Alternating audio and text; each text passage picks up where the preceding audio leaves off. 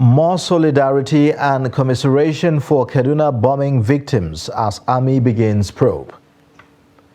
2024 Rivers budget passed and signed into law in 24 hours as political tensions remain high. Grid collapse disrupts businesses in Plateau State. On the foreign scene, dozens of soldiers, civilians killed in central Mali attack. Hello and welcome to the News Hour on Trust TV. I am Ayuba Ida. Thanks for joining. Former Vice President Namadi Sambo has commended the federal government for its determination to probe the military airstrike at the Tudunbiri village in Igabi local government area of Kaduna State. He made the commendation when he paid a condolence visit to Kaduna State Governor Ubasani following the military tragedy.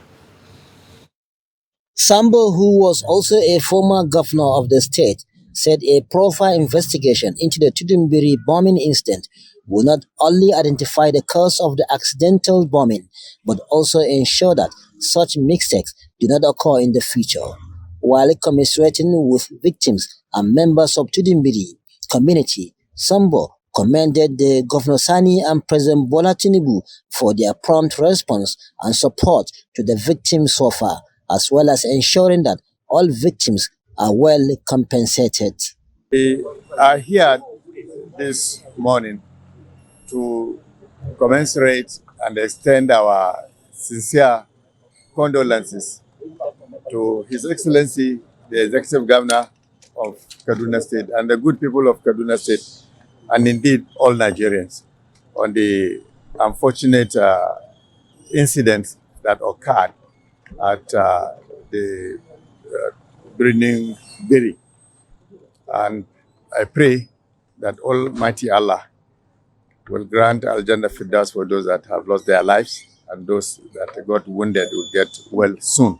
Also speaking on the unfortunate incident, the Emir of Zazzau, Ahmed Nuhu Mali, who accompanied the former vice president on the condolence visit, admonished Nigerians to desist from making inflammatory statements and allow the authorities to come off with a position on the incident.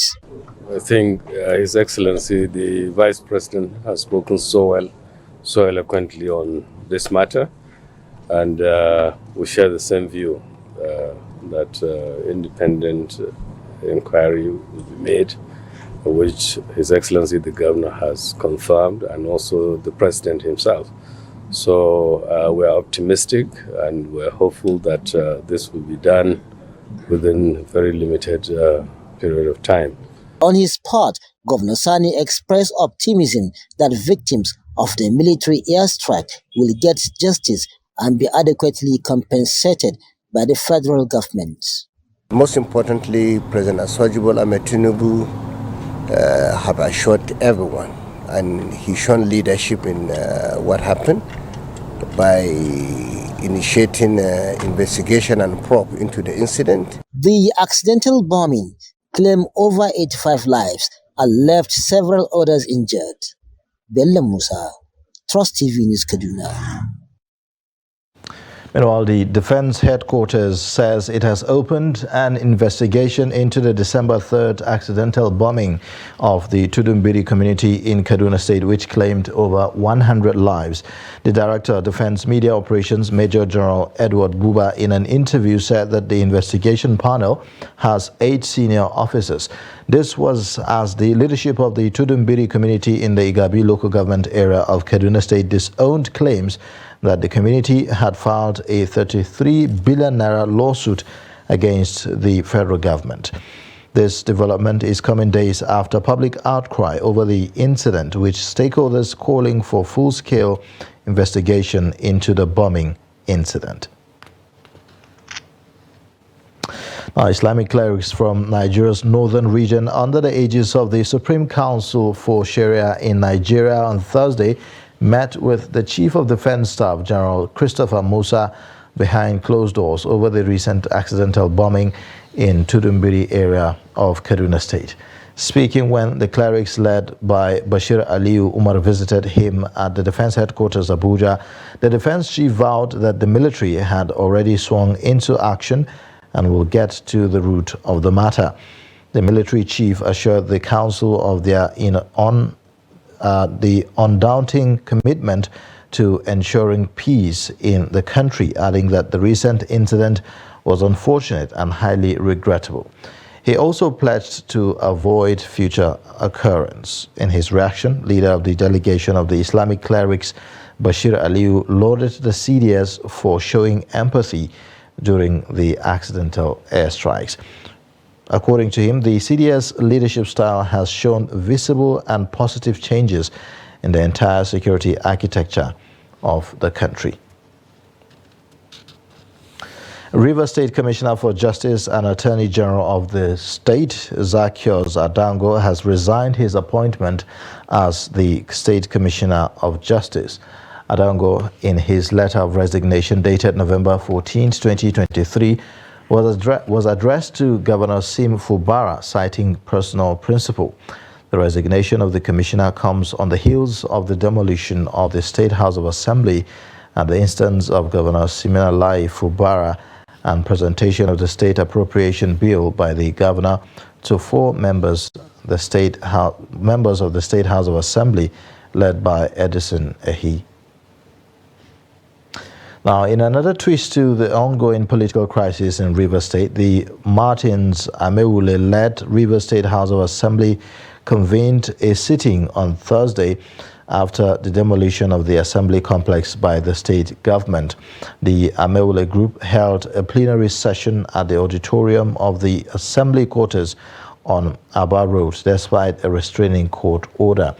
The sitting by the Amewule group came just a day after the 5-man group led by Edison Ehi declared vacant 27 seats of lawmakers in the Amewule group for defecting from the People's Democratic Party to the All Progressives Congress. During Thursday's plenary by the Amewule group, the lawmakers condemned the demolition of the assembly complex by the state government. In total, there were 26 lawmakers in attendance, even as the group decided to use the auditorium at the assembly quarters for their legislative sittings going forward. In the meantime, Rivers State Governor Siminalayi Fubara on Thursday signed into law the 2024 appropriation bill of 800 billion naira, a day after he presented the budget estimate to the State House of Assembly led by Edison Ehi. Ehi and his loyalists subsequently approved the bill, and the governor assented to it on Thursday. The signing ceremony was held in the conference room of the governor's office at the government house. Still on the political crisis in Rivers State, it continues to unfold with more intrigues across the polity, with the opposition party APC now joining the legal battle. Now, following a court order recognizing 4 members of the PDP as the only legitimate members of the House of Assembly, the APC is pushing back by petitioning the National Judicial Commission in an attempt to seek redress. Shafiu Suleiman tells us more. The political battle in Rivers State is gaining momentum as the face-up between Governor Sim Fubara and the Wike camp continue the tug-of-war following the defection of 27 PDP state lawmakers to the opposition party APC. The All Progressives Congress APC in the state is now challenging the order of a high court that paved the way for a 4-member state assembly to sit and receive the 2024 budget proposal, in addition to declaring the defected member seats vacant. The 4 persons who sat and claimed to have declared the seat of 27 persons are even in error. It's illegality. They don't qualify. That house ought not to meet at all. Even the governor, as I would say, that the governor must not try any illegality, because we as a political party, we are the watchdog. We will fight within all legal means, within all legitimate means, to ensure that the right things are done.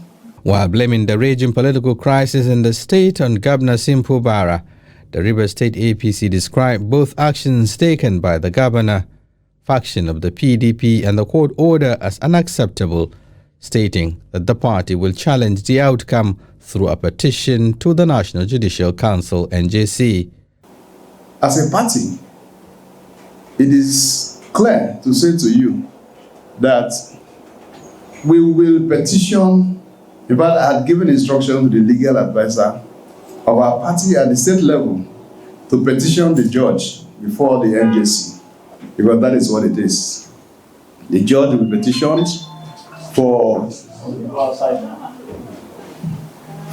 giving that Jankara order against the decision of the NJC, and as a party, we will resist it. As the political temperature in Rivers State continues to rise, it remains to be seen whether a compromise can be reached to avoid further disruption to the polity. Shafiu Suleiman, Trust TV News, Abuja. The recent collapse of the national power grid in Nigeria has significantly disrupted activities of artisans and operations of businesses in Jos, the Plateau State capital, as inadequate power supply continues to militate economic growth in the country. Ado Musa has a situation report from Jos. This week, Nigerians witnessed another collapse of their national grid, resulting in a crash in power generation from 4,032.8 megawatts to 43.5 megawatts. This all too familiar story continues to significantly impact numerous businesses in the country, with many unable to stay in business due to the instability of the sector. Some affected business owners in Jos say power shortage is severely crippling their operations and threatening their livelihood. Actually, we are facing a lot of problems in this area, because now you see we didn't even do anything today because they are doing load shedding here. Today we don't have light. Now tomorrow they go give us light. And if our turn come another day, we no go get light till the other day. Actually, you see, people are giving us work. If you promise somebody that you are going to finish his work at least in 1 week time, with this problem of electricity, it will take you almost 2 weeks or 3 weeks before you finish this work. You see, it's a challenge to us, and also create problem with us, with our customers. It really affects, because without these lights, we don't have anything to do. No more work, no food at home, and we lack many things without the light. If you look around, you see everybody sitting down, because man of this light, we have nothing to do here, and the cost of the diesel is too high, so we don't even use the diesel. If you see, you can look around, you see the machine are almost dumped for long, and the light that we hope on, they are not giving us. For like, okay, man of this light, we don't know, we don't have anything doing here. We just like we come to play. Be lightless, as you see, as I'm talking to you now. Look at all the engines, how they are. There's work, but there's no light. Look at all this wood that is stuck here. You can view the wood and see all is for sawing, but there's no light. We are suffering very, very well. There's nothing to talk about that. Look everywhere. Look at how a married man with children is sitting down. Okay, I lose some business because of lack of this light. The people came to buy the goods, then there's no light to saw it. You understand me? So that's how the people disturb me. I reflect their money back because I don't know how to do. Adetayo Adebemle is the convener and executive director at Power Up Nigeria, an organization advocating electricity consumer rights and power sector policies. He speaks on the prevailing issues in Nigeria's power sector. Of course, this is something that has been going on for a while. It didn't just start yesterday. Consumers have been complaining about one, lack of power supply. That's adequate power supply. That's number one. Number two is overbilling. Number three is lack of metering. Number four is the time it takes for distribution companies to respond to faults when they report faults. Then I think number five, which is another germane issue, is the fact that a lot of consumers invest in networks, by buying transformers, buying poles, buying cables, buying meters, and which they are not supposed to be doing. The Power of Executive Director explains how the deteriorating state of power industry could be addressed. We need consistency, and we need knowledge experts. We don't need somebody to just come in and start browbeating or first threatening consumers or stakeholders for them to deliver. No, we need people that can sit down and come up with sound policies for the sector. For decades, successive governments have attempted to address the problems in the power sector without much success, as Nigerians continue to decry the endemic challenges and impact on their livelihood. Stakeholders believe that unless the federal government commits to addressing the gaps in the industry with sincerity, accountability and transparency, the power sector will remain in limbo to the detriment of national growth and development. Ado Musa, Trust TV News, Jos. Wheat farmers in Dutse, the Jigawa state capital, have faltered the process of distributing dry season farming inputs for the takeoff of this year's irrigation activities across the country. The distribution exercise is part of the federal government's collaboration with states to boost agriculture for economic sustainability. Adamu Imam visited one of the distribution centers within the state capital and filed in this report. Agriculture is said to be a path to solving Nigeria's food crisis and ensuring economic prosperity. This can be achieved through soft loans to farmers as a way of boosting agriculture. However, some wheat farmers are lamenting that the process of giving them loans by the government at the center is not in line with the idea of helping actual farmers in the country. Our challenge with this program is direct from the federal government for the 2023 wheat dry season farming. They brought fertilizer and agrochemicals without water pump machine and sprayers. How do they expect us to go ahead with irrigation? Secondly, farmers appeal that for the proposed fertilizer distribution, the federal government should stay with the urea and not NPK fertilizer, which they say is substandard. There are delays in the distribution process of these items. Despite being on the list and joining the queue, we are yet to get the items. People who are not farmers are coming to collect the items. I'll take this again. People who are not farmers are coming to collect the items, leaving us the real farmers. Some collected the items long ago, but we have been coming here for 4 to 5 and even 9 days. While the distribution supervisor, Isa Inua, says some of the farmers' demands are not part of this year's dry season farming, claiming that they already have their pump machines and sprayer elsewhere. We had wanted the process to be seamless, but human nature, it cannot be. And we are trying our best. But the major challenge we have is the inputs. In most cases, the agro dealers are not able to fulfill what has been agreed with them. Although the federal government recently promised to prioritize due diligence in identifying real farmers across the country to avoid sabotaging the efforts, the situation is yet to change.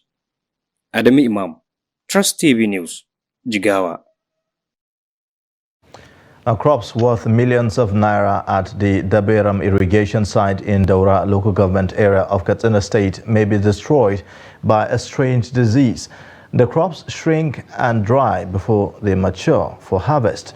A visit to the irrigation site by Trust TV crew revealed that farmers are already apprehensive that they may record low harvest this season if relevant authorities do not come to their aid.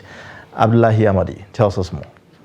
Daberam Dam is one of the major hubs of irrigation farming in Katsina State, where pepper, tomatoes, garden eggs, and a lot of other perishable and non-perishable crops are cultivated every year. From Dannakola to Rijiyar Samia in Daura and Sandamu local governments, farmers were seen busy working on an area covering about 12 to 13 kilometers. However, this year's irrigation season comes with mixed feelings of happiness and sorrow for farmers, largely due to this yet to be identified disease killing their crops before maturing, coupled with high cost of inputs. This is one disease we have been battling with since last year. the crops shrink and die before maturity. Look at it. This is worrisome. We appeal to relevant authorities to come to our rescue. The farmers who started noticing the strange disease on their crops last year admitted that several efforts made by governments and other relevant authorities to salvage the situation did not yield positive results. In spite of all these challenges, the farmers are hoping to cultivate vegetables and other produce for local consumption and possibly exports. Farming is our pride, but our main concern is lack of capital. We have sold everything to invest here. The price of fertilizers and pesticides is beyond our reach. A bag of fertilizer is sold at 30,000 naira and above. We buy a liter of petrol here at 950 naira. What do you expect at the end of the season? Most of our farm produce here are transported to Lagos, Port Harcourt, Abuja, Sokoto, Kano, Wari, Benue, and Niger Republic before the border closure. We are expecting to start harvest in the next few weeks. According to them, if only government and other stakeholders could pay attention to irrigation farming, especially in Daura and some parts of Katsina zones, the impact of low farming activities occasioned by insecurity in the frontline local government areas would be reduced to the barest minimum. Experts suggest giving incentives to irrigation farmers at various clusters and locations to harness the potentials of the abundant water sources in Katsina, which would help in reducing threats of food insecurity in the country. Abdullahi Ismayamadi, Trust Television News, Katsina. The Kano State government on Thursday agreed to pay 3 billion naira as compensation to the incorporated trustees of Masalating Eid Shop Owners and Traders Association for the unlawful demolition of their property. The agreement was reached through an application on terms of settlement filed by the council to parties before Justice Inyang Eko of a Federal High Court, Abuja.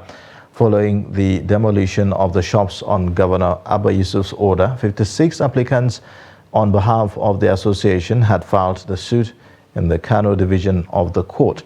Justice Samuel Amobeda had on September 29 in a judgment ordered the state government to pay the traders 30 billion naira as compensation against the traders' 250 billion naira demand for the illegal demolition of their property. But following the refusal of the state government to obey the Kano court order, the traders filed an ex parte motion before Justice Eko seeking a garnishee order, leading to the freezing of Kano state government accounts. However, upon resumed hearing on Thursday, counsel to the traders, N.A. Ayagi, informed the court that the parties had reached an agreement. Kano State House of Assembly has conducted public hearing on 2024 budget proposal presented to it by Governor Abba Yusuf. The House Committee on Appropriation organized a hearing to aggregate inputs of other stakeholders in the budget. Trust TV correspondent Idris Jibrin reports that over 30 civil society organizations from the 44 local government areas of the state presented memoranda to the Assembly. The report. Nearly 1 month after Governor Abba Kabir presented the 2024 appropriation bill to the State Assembly, these representatives of communities and civil society organizations are here to present their demands before the House Standing Committee on Appropriations. This public hearing we are holding today is to allow citizens participate, express their interest in what they are needed in their constituencies. They have to express their feelings toward what is supposed to be allocated in several sectors of the budget, be it health, education, youth empowerment, rural infrastructure, capital. We have about 33 communities or civil organizations that are here with us. And we are going to present their papers, 5 minutes, which at the end of the day will see into it where there is merit, and really demand for to put in the budget. We will make that effort, inshallah. According to these speakers, over the years, their community seems to have been marginalized on several areas of infrastructural development, healthcare provisions, education, among others. We have so many demands concerning infrastructural development, such as construction of road from Kuntau to afforestation, and construction of secondary school and primary school, construction of hospitals or primary health care, and expanding the other ones. We present a motion number 1, the road, which start from BUK New Side to Kabo, to Karaye, to Rogo local government, which is worrying our people, worrying the community of the area.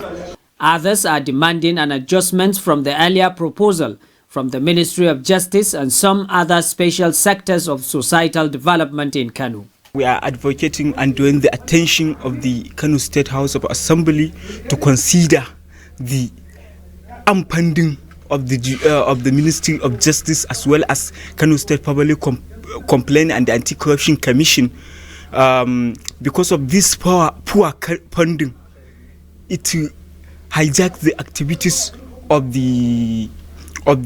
this ministry and also of this commission. Like the issue of a transformer that we need in our community, and also we have a renovation of classrooms for secondary and primary schools in the community, and also we also need the construction of roads within our community that will help us have easier access or movement. At the end of this public hearing, the expectations is that the demand of these people will be taken into account in the 2024 budget for proper implementation. Idris Jibrin, Trust TV News, Kano. The Borno State Governor Babagana Zulum has flagged off the construction of 3 road projects in Maiduguri. During the ceremony, Governor Zulum said that the projects are to decongest traffic and expand development in the metropolis. The 3 road projects will link Shehu Umar Garbai and Bursari Road from the Shehu roundabout down to Baga Road and other parts of the capital. He charged the contractor to complete the construction within 9 months.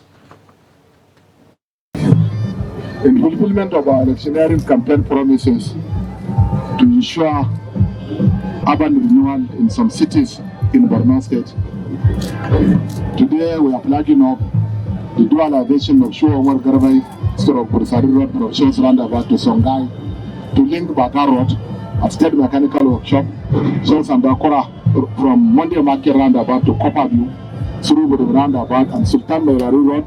That means from Idrissa Kadi Junction to Sakashim, the Brown Way through the roundabout via State Psychiatric Hospital. The contract sum for the dualization of this road is about 11 billion naira. And Borno State government has paid 50% of this money. Well, that will show Garbai and show Garbai. The concession is due, and it has been taken care of your SLS. And there's also going to be a covered drainage at both sides of the road, along with the road. Thank you.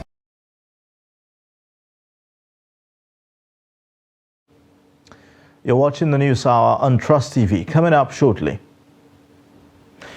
we'll take a look at the impact of poor health culture on quality of life. Details and more after the break. It's time to jackpot for more fun. This season, there are loads of exciting content. Enjoy all the drama, intrigue, suspense, and romance in a wide range of telenovela series, Nollywood movies, Bollywood, kiddies program, and introducing our new kiddies channel, Boing. After 5 years of waiting, the Nigeria Premier Football League is finally back, live and exclusively on Star Times. Enjoy more this season with our Jackpot promo. Recharge 2 months on Classic or Super Bouquet and get 14 days free. Or recharge 2 months and get upgraded to a higher bouquet. Wow! Recharge now and Jackpot for more fun and stand a chance to win Sundial TV and other fantastic gifts. Offer runs till January 20, 2024. Terms and conditions apply. Star Times. Entertain your family. We started manufacturing leather since 1958. But the most important thing is that if the system is checked correctly, we won't have where we are now. If somebody has depression, they may just be very irritable and unproductive in the office. So you find on average already about 1 in 4, 1 in 5 Nigerians already have a mental illness, a mental health condition that needs some form of attention. No matter how good an economy is, if the federal government goes bust, believe me, everything in the economy is just a matter of time it will go bust. So first of all, about maybe slightly above, below 70% is in federal government securities. If government has banned importation of fertilizer and states are doing it at the level of governance, but I believe that production and distribution of fertilizer should be left to the private sector. This is the general multi-purpose card and it has a chip here. So this chip is about 80 kilobytes. The one that you get from the bank for ATM is just 4 kilobytes. So this is like 20 times.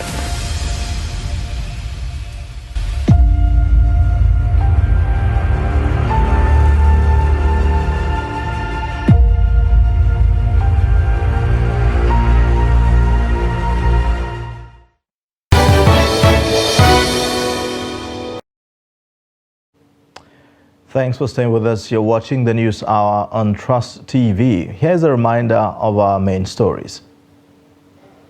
More solidarity and commiseration for Kaduna bombing victims as Army begins probe.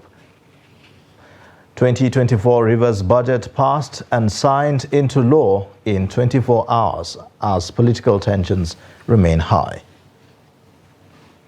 In other news, the recent spike in the number of big multinational companies leaving Nigeria has been characterized as a bad omen for Nigeria's economy in light of the current trajectory. Aside the job and revenue loss that will be occasioned by the exit of multinational companies, the comparative advantage that Nigeria recorded over the years is set to be wiped out due to the sluggish economic growth. Habibat Ajayi reports. Country as a viable economic option anymore. The most populous black nation in the world that has often been described as a consumer nation no longer looking promising to global markets like pharmaceutical giant GSK and consumer goods company Procure and Gamble, whom have shut down their operations in the country, leading to a spike in the prices of drugs and other consumables across the country. Those companies that are leaving, they are producing locally. And because the environment wasn't conducive for them to continue to operate, that's why they are leaving. And for one or two of them that changed their business model to importation, it becomes difficult for local business because it's cheaper producing somewhere else because of our infrastructural gap. It's easier to produce somewhere else than to come and produce in the country. So it's a massive negative consequences if we don't address those issues and address them critically. Economists express concern over the Nigerians' economic downturn despite the government's efforts to troubleshoot the ailing economic structures. Many Nigerians remain divided on the current trend, with some describing the situation as glass half full.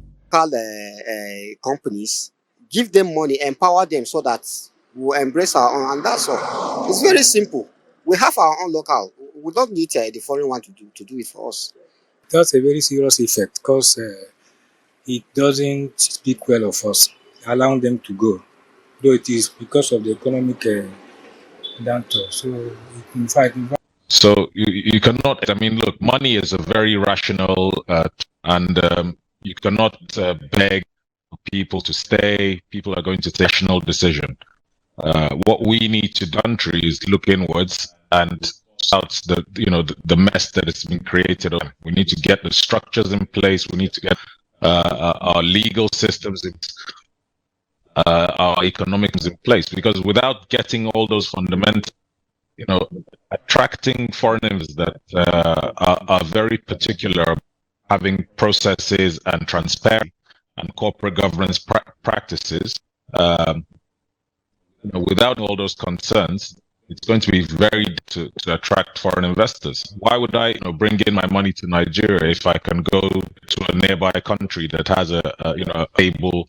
Nigeria is currently ranked 131st in the world in the ease of doing business reports by the World Bank. As the biggest economy on the African continent, issues around insecurity and poor policy implementation must be curtailed to stop foreign companies from leaving and encouraging more foreign direct investment. Habibat Ajayi, Trust TV News, Abuja. Emergency service remains a critical tool in the management of disasters in Nigeria as fire incidents surge in the recent times. In this report, Abdurrahman Umar takes a look at the improvements and capacity building in meeting the current needs of the public. Between January to December this year, Nigeria has recorded over 79 fire incidents, leading to the destruction of properties worth millions of naira. This trend has necessitated the continuous improvement in the capacity of emergency service of firefighters to meet the growing challenge in the country. That this rank, it is not because you are wearing the rank. It goes with huge responsibility. And huge responsibility in the sense that Nigerians we are very large, and a lot of people, a lot of national assets, a lot of markets are born in these days. And these are the people that we are going to use in order to make sure that they are all our foot soldiers. Definitely the only incentive that each officers and men of any of the service we like to have is promotion. Any other one can be secondary. While the growing challenge in firefighting remains a daunting task, especially as the dry season sets in across the country, the public is being encouraged to take advantage of available emergency services to minimize the damages that are usually recorded. The reduction in firefighting is not fire service alone, or let me put it as the responsibility of mitigation of fire is not the responsibility of fire service alone. It's responsibility of all Nigerians. Yes, this is utile period where we have the element of fire. The element of fire is we have the drying wings, then we have the oxygen everywhere. Are you getting me? And when you say the drying wings, or some of the leaves, you know that they are already dry. And if you have a very hot sun, it's also an avenue for even the drying wing to even got into a outbreak of fire. Public safety measures like the management of electrical appliances in order to prevent power surges that usually start fires has been re-echoed as a stopgap to lower the growing number of fire incidents across the country. Like the saying goes, it is better to be safe than sorry. Abdurrahman Umar, Trust TV News, Abuja. Nigeria's highly underperforming health system means millions of Nigerians cannot access quality health care, thereby pushing citizens to either pay for the usually expensive private healthcare services or forgo seeking medical attention. This phenomenon is engendering the culture of willful negligence by Nigerians who seldom go to hospitals for routine medical checks. Jimmy Azande takes a look at the cost of this practice on lives of residents in Makurdi. Prevention is better than cure. But many Nigerians have developed the habit of only going to the hospitals when they are incapacitated, a situation that usually leads to unavoidable deaths in the society. As per se, routine medical checks are not a luxury, but a necessity that can save lives in many cases, preventing the worst-case scenario. People hardly ever have time, particularly in the cities, in the big cities, to sleep up to the minimum, which will be like 7 hours. when you lack sleep, a lot of things come up, particularly as it relates with a high blood pressure, which is a common thing among adult Nigerians. In those days, we say high blood pressure as a disease of the elderly. I said only go for medical checkup. Because recently too, I had an issue. So one of my colleagues suggested I should go for test, and since I'm not going for test, and I had contacted somebody before, so he advised me to go for checkup. So at the moment, I can't tell if it is hernia that is wrong, disturbing me, or infection actually. So as it is, I have no choice than to go for medical checkup, and this should be my first. Because as a man or as a human being, if you don't eat well, it affects the brain. Thinking about your children, your wife, your family, and that alone will make you not to sleep at the appropriate time you're supposed to sleep. And you discover you wake up even more earlier before the time you're supposed to wake up. Experts are urging residents to be conscious of their health needs by heeding professional advice, despite the economic pressures in the country that is forcing Nigerians into overdrive, with more people unable to sleep or rest as much as they need to. Cases like high blood pressure, if it is discovered immediately and you're going for medical checkup and treatment will be initiated along the line, and you'll be fine. And another one is your sugar level, which we call as diabetes. It is very important of that age category to go for fasting blood sugar, so that you'll be dictated. If you have good, the medical team will manage you appropriately. But if you're not going for medical checkup, it won't be easy for you to know. And if it is discovered at, let's say, lately, it will be difficult to manage, and it will cost you maybe your life. Even if your life is not involved, it will cost you a lot of resources to take care of. There are at least 76.2 million Nigerians living with hypertension, and many more are expected to develop the diseases with its connection to stroke, kidney damage, heart attack, and other conditions which may lead to sudden death if not properly treated. Experts say going for a medical check can help nip the situation in the bud. As the saying goes, health is wealth. Jimmy Azandi, Trust TV News, Makurdi. The Supreme Court will on Friday, 15 December, deliver judgment on the appeal seeking to compel the federal government to release the leader of the proscribed indigenous people of Biafra, IPOB, Nnamdi Kanu, from detention. A 5-member panel led by Justice Kudirat Kekere-Ekun had in October fixed the date after counsel for both the federal government and the detained IPOB leader adopted their final briefs of argument. While Kanu Agabi led the IPOB leaders' team of lawyers, Mike Ezehome presented his appeal to the Apex Court panel. Ezehome prayed the court to not only order the immediate release of his client from detention, but to equally award very heavy and punitive costs against the federal government. In his submission, however, counsel to the federal government, Tijani Ghazali, urged the Apex Court to uphold the amended brief of the argument he filed on May 3, 2023. He prayed to the court to uphold the FG's appeal, set aside the judgment of the Court of Appeal, which ordered Kanu's release, and ordered the resumption of his trial before the Federal High Court in Abuja on terrorism-related charges. The House Committee on the National Agency for Science and Engineering Infrastructure, NASENI, has pledged to provide legislative framework to achieve national science and technology policy, which aims to achieve a robust research and development system that is managed outside the core civil service system.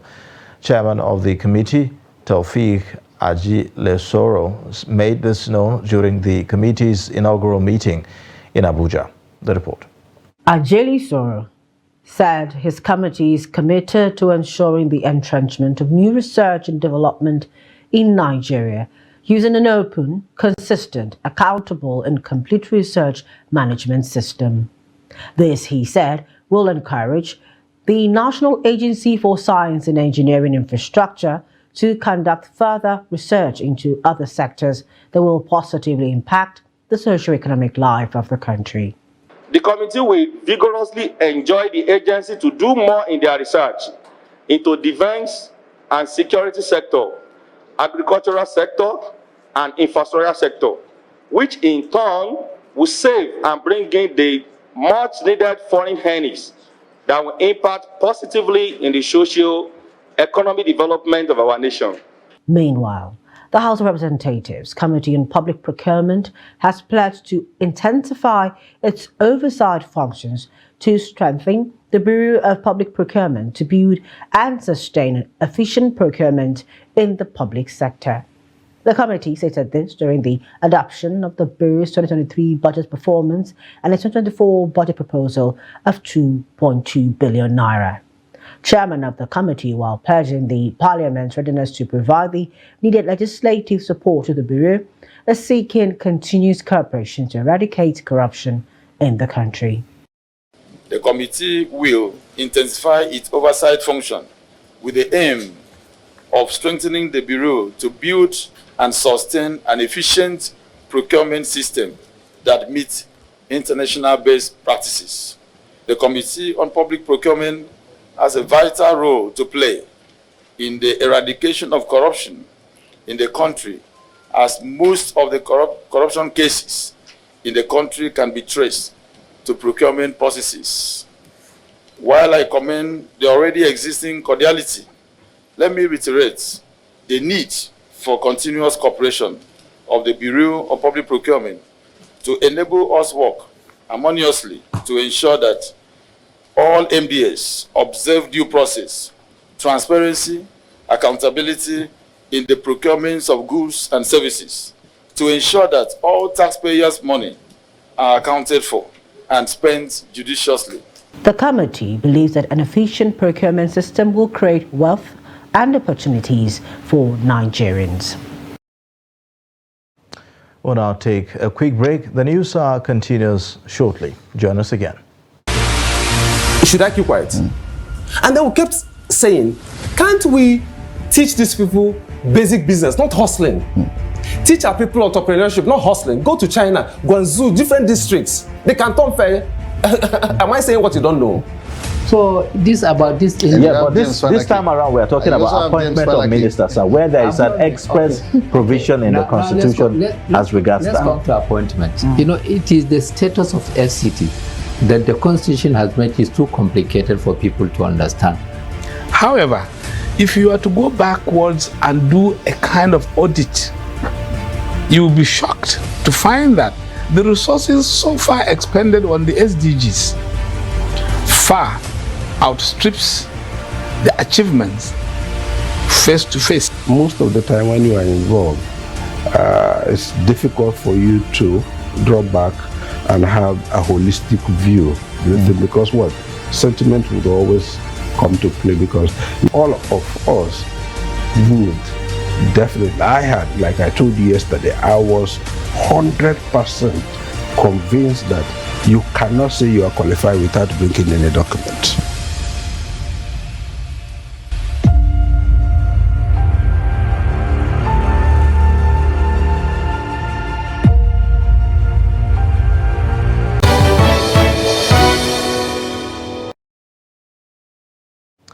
Thanks for staying with us. Time now to take a look at business updates with Chiamaka Nwafo.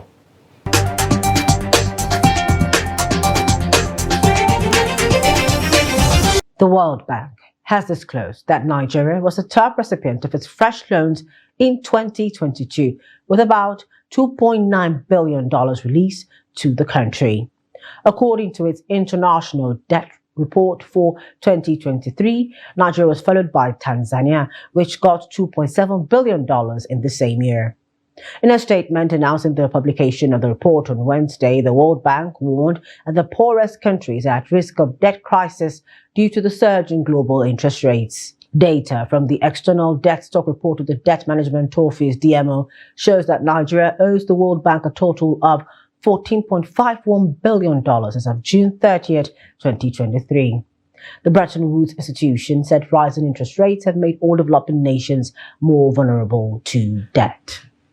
The Pension Fund Operators Association of Nigeria has disclosed that about 208.86 billion naira was released to no fewer than 475,230 Nigerians who lost their jobs in the period leading to the second quarter of 2023. Chief Executive Officer of PENUP, Oguche Akoda, disclosed this at a media parley with Abuja-based reporters on Thursday. According to his presentation document, as of the third quarter of 2011, 3.86 billion naira was paid to over 27,169 retirement savings account RSA holders under the Contributory Pension Scheme CPS. However, by quarter two of 2023, the number of RSA holders who lost their jobs rose by 1,649.18%, while the amount paid rose by 5,310.88%. Agoda presented a breakdown of the amount released to Nigerians who lost their jobs and are entitled to 25% of the money in their RSA. By 2015, 32.50 billion naira was paid to 125,395 RSA holders who lost their jobs, while 331,003 RSA holders were paid the sum of 116.88 billion naira as of quarter 3, 2019. Also, 182.2 billion naira was paid to 443,720 RSA holders in quarter 3, 2022, and as of quarter 2, 2023, the sum of 208.86 billion naira was paid to 475,230 Nigerians who were no longer employed. And that's it on Business News. I am Chiamaka Mwafo.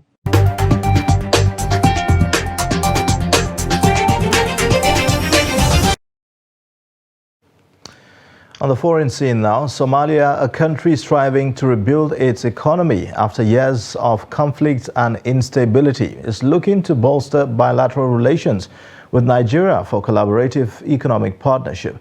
The Somalia ambassador to Nigeria, Jamal Muhammad Baro, made the declaration to the Minister of the Federal Capital Territory, Nyesom Wike, during a visit to the minister's office in Abuja. As you know, Excellency, Somalia has been in conflict for a long period, but now it's recovering, and it shifted from central government to federalism now, unitary to federalism. It has its own challenges that to be from unitary to federal government, federal system. So we hope that Nigeria is the best role model for Somalia now, since because we have gone through the same experiences. I can imagine what you are passing through. Mogadishu is a city, the capital of Somalia. We would also love to have experience of how the city looks like. So it is our belief that we'll work out the arrangement, see how we can share things and pass on experiences in terms of development of cities.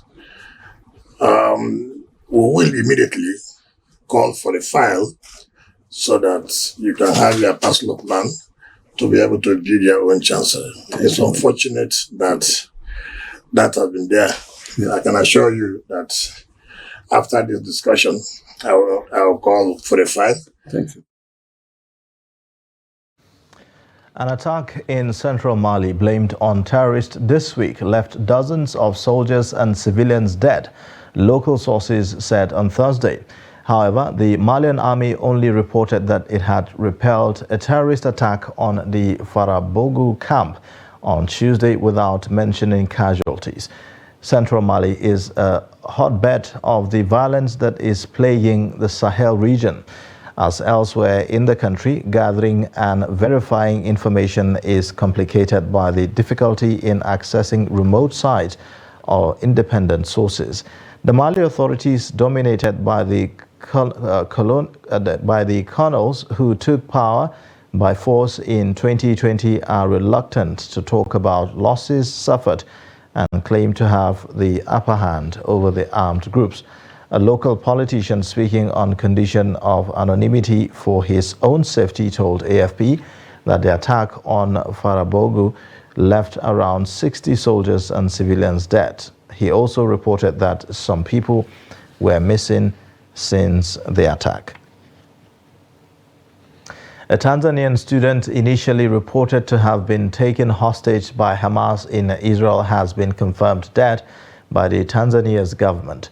Joshua Molel was working as an agricultural intern in kibbutz, which was attacked by Hamas gunmen on October 7th.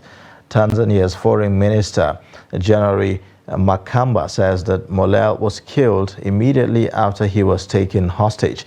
Fellow students Clarence Felix Matanga was also killed in the attack. Loitu Molel, Joshua's father, has been notified about the death of his son, the minister added. The two Tanzanian students had traveled to Israel just a month before the 7th of October attack.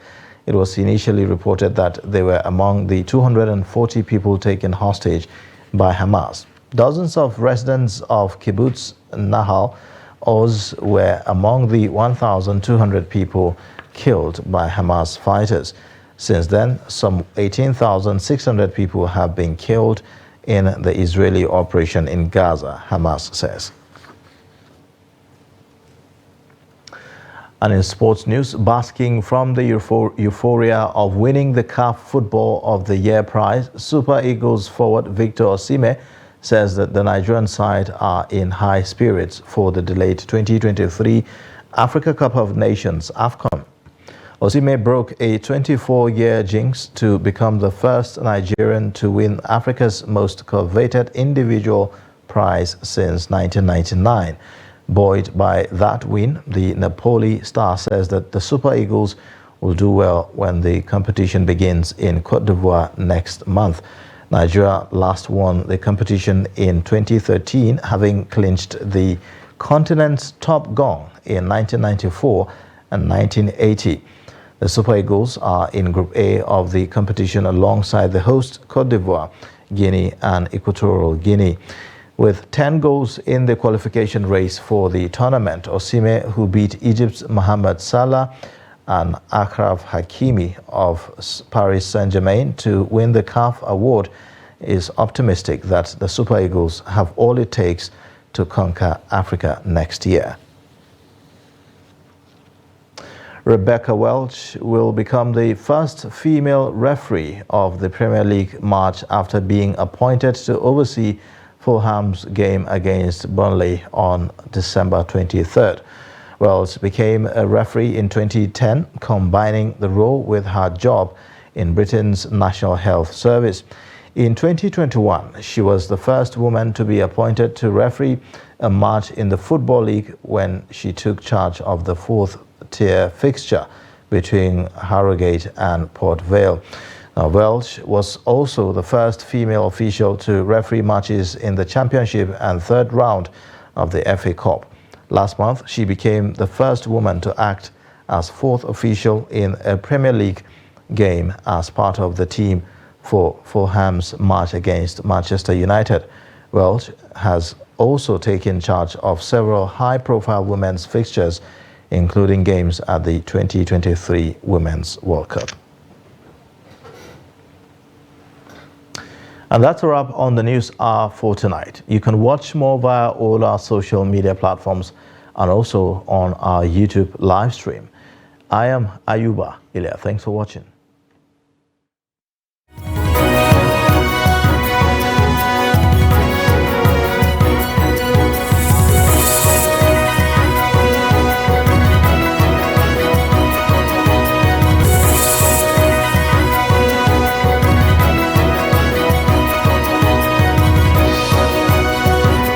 From the Daily Trust News Center, this is the News Hour.